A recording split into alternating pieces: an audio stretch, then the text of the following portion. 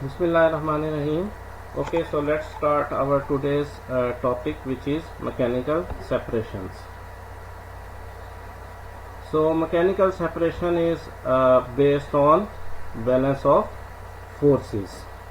Forces of separation are chosen according to the properties of particles to be separated. So these can be body force or surface force. These are two types of forces, body forces. The example of body force is gravity, centripetal force or magnetic force.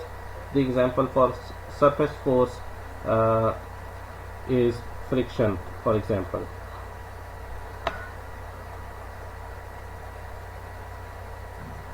The active directed force is the active separation force is directed by the separator design so that the trajectory of the particles affected by the force becomes different from the trajectory of the particles not affected by the force. So basically we apply the force in a way that particles of different sizes and different density and maybe different shapes take different paths inside the separator, and one inlet stream may be converted into two or more separate streams. So that is the working principle or the idea, basic idea behind mechanical separations.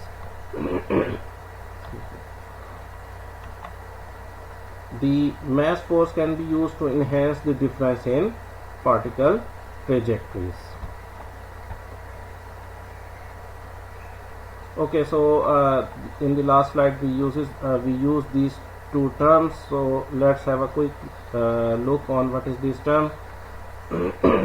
A body force is the force that acts throughout the volume of the body. For example, the gravity, electric fields or magnetic fields.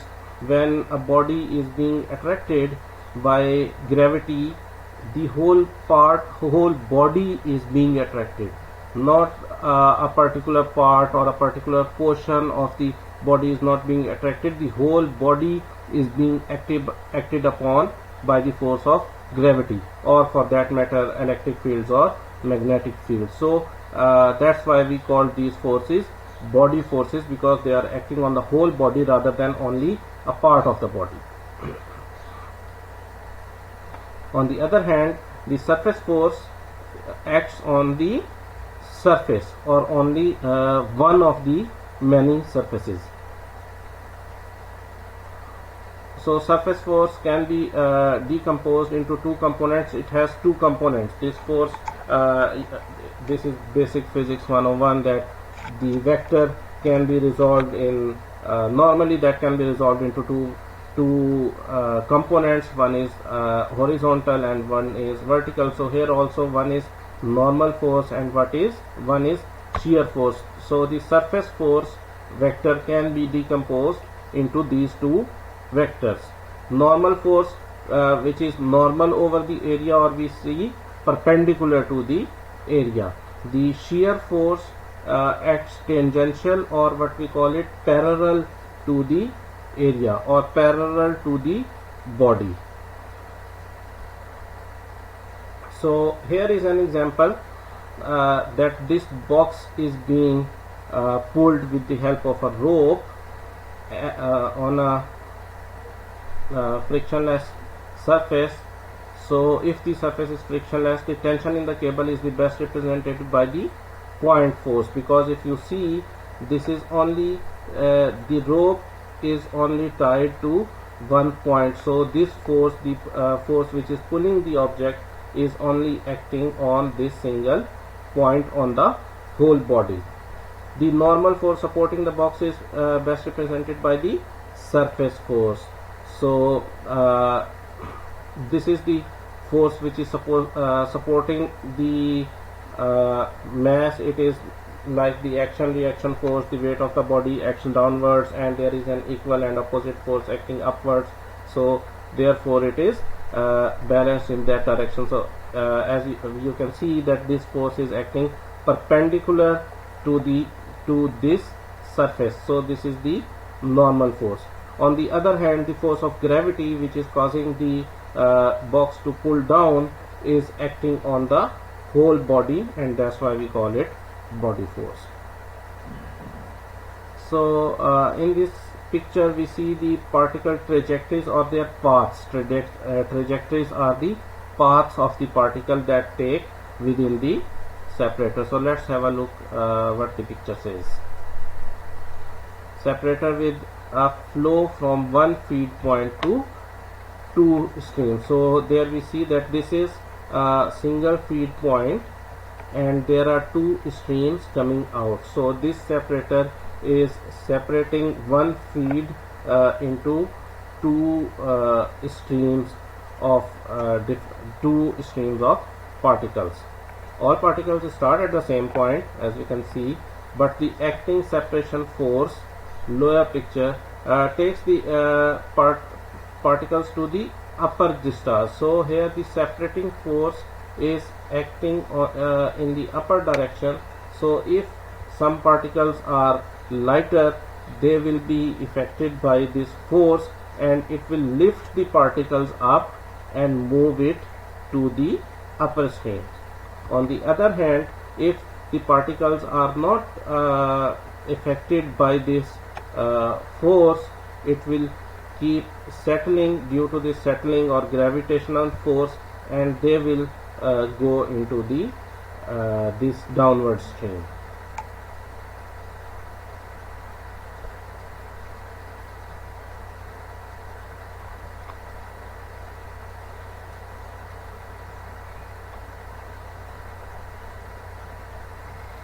Okay, so in separation, not only the forces which are being used to separate the particles that affect the separation process, but also the particle size, shape and density also affects the outcome. So whether it will go into one stream or the other stream will depend on both the characteristics of the particles and also on the characteristics of the force which is being applied in that particular process. So it's common sense that for large particles, mass forces are the most important forces. But as the to the third power of diminishing particles means that when the particle size is decreasing. So first we were talking about large particles. For large particles, obviously the mass will be the dominant force. So as the size of the particles decreases and also the area of the particle decreases, but the size as it decreases to 1/3 of it, but area only if it becomes half of it, the surface force will become dominant instead of mass forces. The smaller the particle, the more surface force such as drag, viscosity, etc. Will affect the total force balance. So this is what we are talking about, that if the mass of the body is huge, then that will be the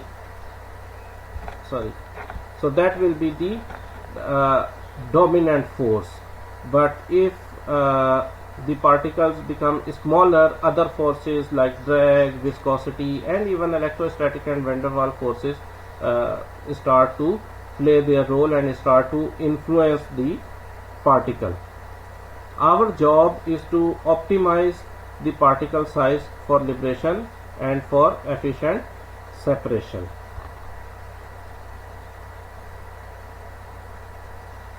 And the mechanical separations are not very efficient because of different property distributions, size distributions, apparent viscosity effect, turbulence and boundary flows. So boundary flows means whenever we are making the fluid flow in a tank, there will be always some dead zones where the fluid will not move and then particles will not move in that area, and then when we are moving particles in the fluids, the apparent viscosity of the fluids change and it's difficult to model those viscosities accurately. We can of course always know the viscosity of the pure material, but when there are suspended particles inside the fluid, it is difficult to have an estimation of that apparent viscosity.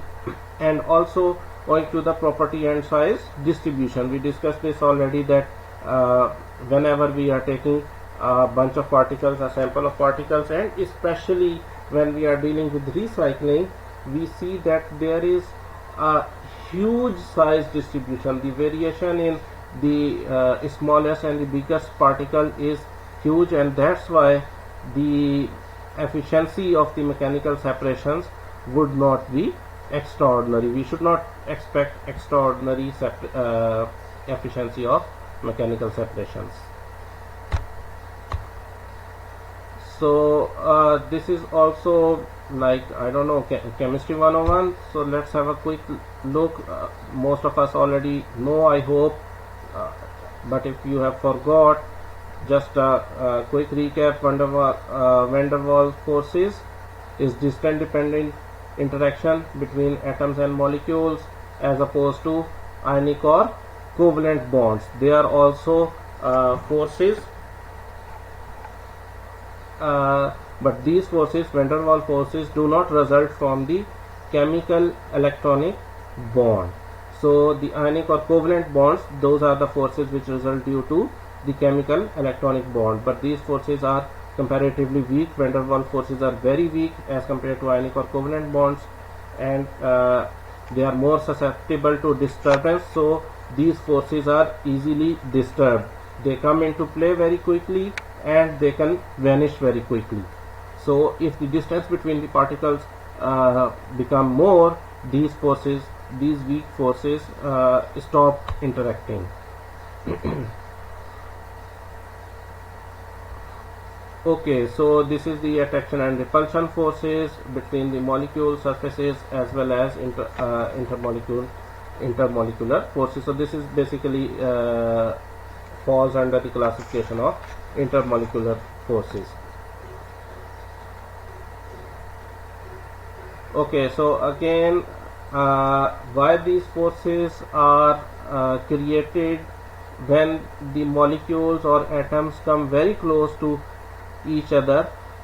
There is a difference in polarization. There is a temporary arrangement of electrons due to which these forces are created, and that's why they depend on the distance, and they are not very active when the distances between the molecules, between the atoms or molecules, is huge. Why this is important? Because if we have so many particles, when there are more particles inside a system, then the distance will decrease, and when the distance will decrease, these forces will come into play.